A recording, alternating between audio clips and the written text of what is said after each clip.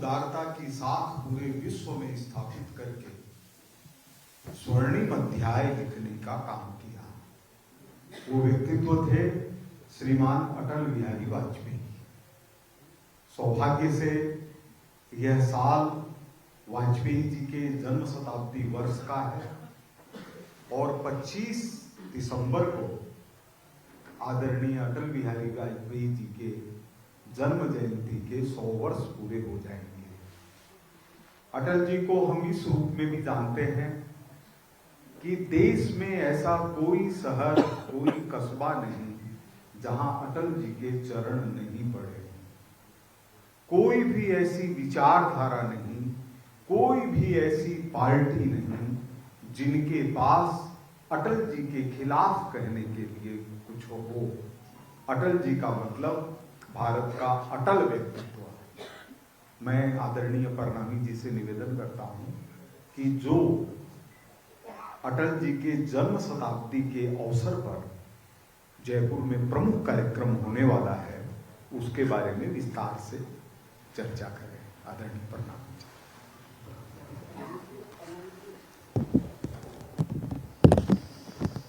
आप सभी पत्रकार बंधुओं का हार्दिक स्वागत है, हार्दिक अभिनंदन है। अभी गोपाल जी ने अटल जी के बारे में विस्तार से आपसे चर्चा करी। पूरा देश जानता है कि अटल जी एक अज्ञात शत्रु थे और इसके साथ साथ एक सुचिता की राजनीति करते थे। वो अपनी बात कहते थे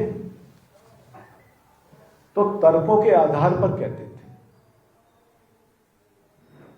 और जब वो पार्लियामेंट में बोलते थे, चाहे वो पक्ष हो चाहे वो विपक्ष हो, उनको बहुत ही शांति से और ध्यानपूर्वक सुनते थे।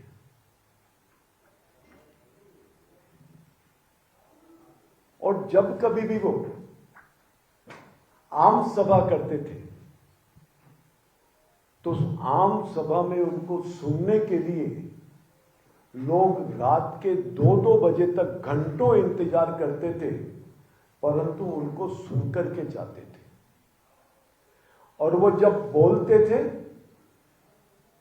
तो पूरे देश का चित्रण पटल पे आ जाता था। वो एक बहुत अच्छे कवि भी थे। बहुत अच्छी अच्छी कविताएं उन्होंने लिखी हैं। तो हमने ये तय किया कि उनके शताब्दी वर्ष में जयपुर शहर में एक राष्ट्रीय कवि सम्मेलन का आयोजन किया जाए। और इसके लिए हमने उन सभी कवियों से बात की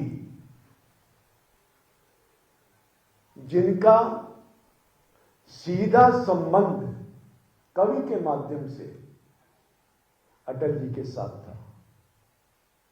हमने उनसे निवेदन किया तो सभी कवियों ने कहा कि हमारे कई कार्यक्रम पहले से तय हो गए थे, क्योंकि ये अटल जी के शताब्दी समारोह का कार्यक्रम आप कर रहे हैं, तो हम इस कार्यक्रम में अवश्य आएंगे। तो इस कार्यक्रम में पद्मश्री सुरेंद्र शर्मा जी आ रहे हैं, मध्य प्रदेश से सत्यनारायण सत्तन जी आ रहे हैं, डॉक्टर हरिओम पंवार जी आ रहे हैं, डॉक्टर अनामिका अंबर जी आ रही हैं, श्री वेदव्रत वाजपेयी जी आ रहे हैं, श्रीमती पूनम वर्मा और डॉक्टर प्रवीण शुक्ल। इन सभी कवियों ने कहा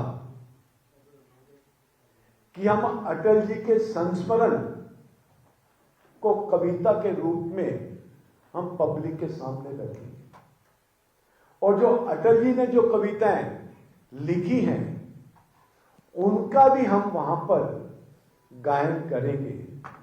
तो मैं समझता हूं ये बहुत ही एक ऐतिहासिक कार्यक्रम होगा और जो अटल जी को एक सच्ची श्रद्धांजलि के रूप में हम इसे अर्पित करेंगे।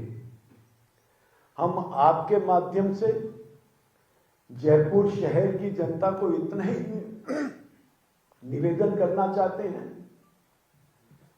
कि इस कार्यक्रम में वो अवश्य पधारें।